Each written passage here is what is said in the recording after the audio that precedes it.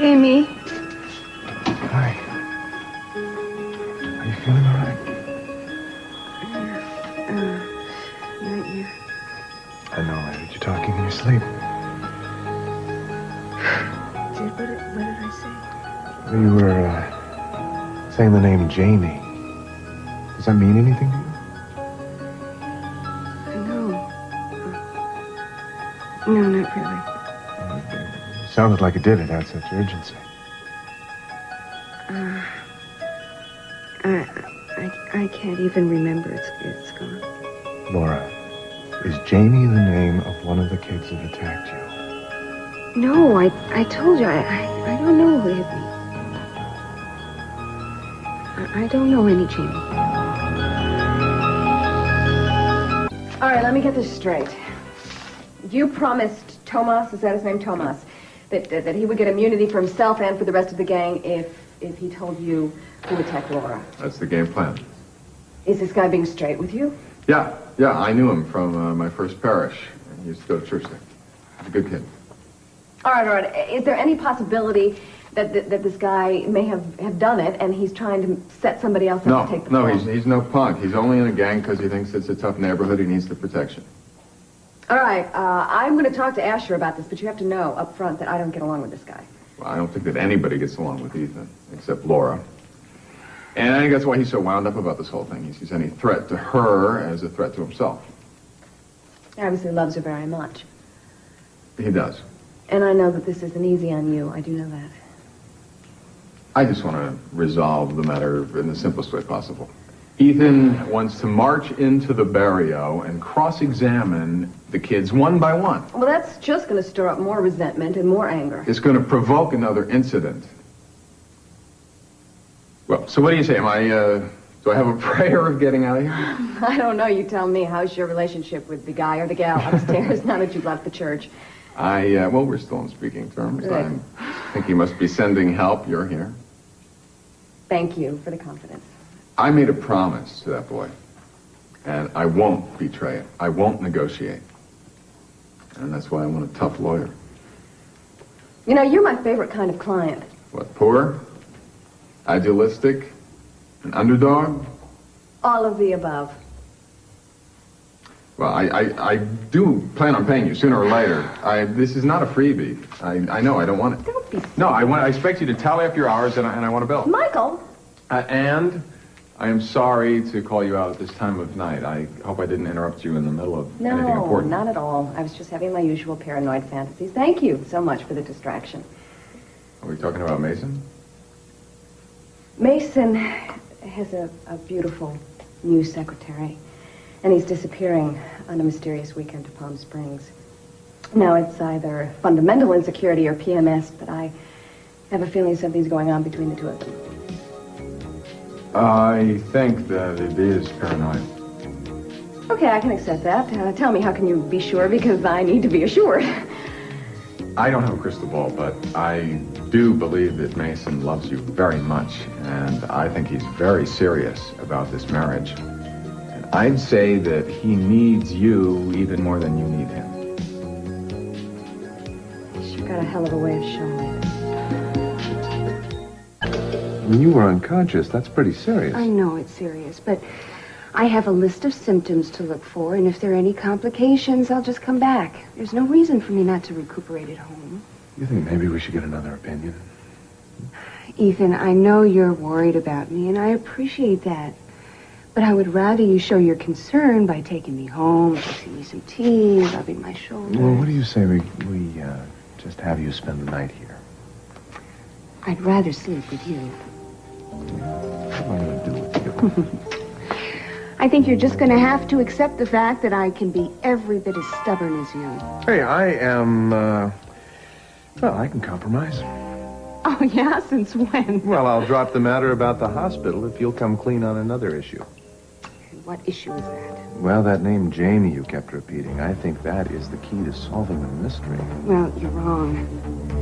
Are you protecting one of your students? Of course not. Then why do I get the feeling that you're hiding something?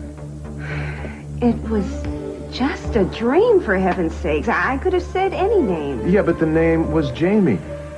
Now, is that the name of one of your students, or has someone been hassling you or giving you trouble? Only you. Ethan, you're cross-examining me, and I'm just not up to it. Would you please back off? Michael Donnelly is withholding evidence. Michael Donnelly is eager to help you. Now, if you would just go along with his plan, then maybe you would get what you want, which is to find out who attacked Laura, right? Mr. Donnelly is not a policeman. He cannot go around making deals, and offering immunity to that kid was a completely irresponsible act. Do you want to get to the bottom of this? Let me make something very clear to you. I don't deal with criminals, and every punk in that gang is a criminal in the making. Now, they think they can pull a stunt like this and then set their own terms with the police? Well, they've got another thing coming. Do you think perhaps you're overreacting? My wife was attacked in broad daylight in the corridor of the school where she works. I find that unconscionable, and someone is going to pay for it. All right. Look, nobody's asking you to condone their behavior. That's not what I'm saying here. That's not what I'm trying to get across. Are you Well, following when me? Mr. Donnelly wants to deal with us, I'll sign the papers, not before. Mr. Donnelly made a promise, and he feels bound to honor that, Mr. Asher. So a 15-year-old punk. Well, in my book, that doesn't hold a thimbleful of water. Why is it that you have so much respect for the law and so little for the people who live under it? Because victims have just as many rights as criminals, Ms. Wainwright, contrary to popular opinion. How about compassion? Let's talk a little bit about understanding. I think it's called justice in the truest sense of the word. Well, now, as I recall, you were removed from office for just that kind of muddle-headed, emotionally biased maneuvering that now you're urging on me. Bull, Mr. Asher. No, Ms. Wainwright. Accurate. Fine. So I'm no longer DA. I still happen to have friends in high places, and I won't think twice about going over your big fat head. Well, you be my guest. This is so completely unnecessary. I mean, you're both on the same side. I mean, Michael cares just as much as you do about what happened to Laura. What makes you say that? Because he's a compassionate man, and he happens to care about people, which includes your wife and the kids. He's actually sympathetic toward you. Why, though, I really don't know. Good night, Mr. Asher.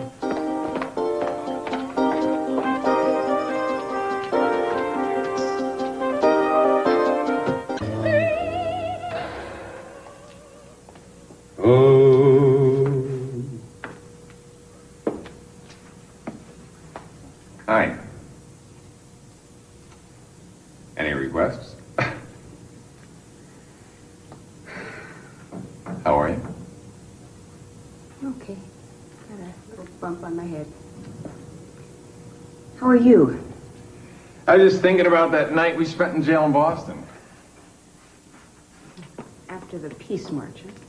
It was cold and damp, and we were trying to think of something to sing.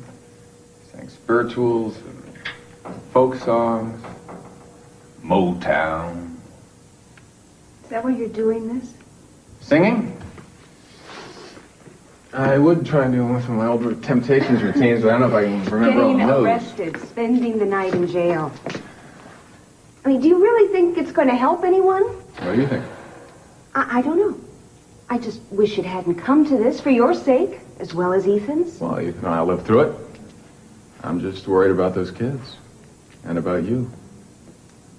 Fine, really. I hope you can talk your husband out of laying siege to the burial.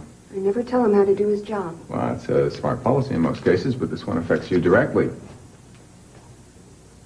I want whoever mugged you behind bars just as badly as Ethan does. But it's not fair to round up all the kids' friends and everybody else over the age of 12. Well, I don't think it's going to go that far. Well, who's going to stop it? Look, Ethan was panicked at the idea of something happening to me. I'm sure once he realizes that I'm fine, He he'll is modify not it. going to rest until he has rounded up every member of that gang, all but one of whom are innocent. My hands are tied. You never felt that way in Boston?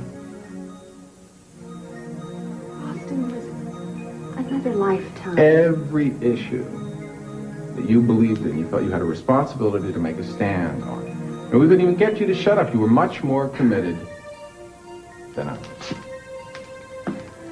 Yeah, well, times change. People don't!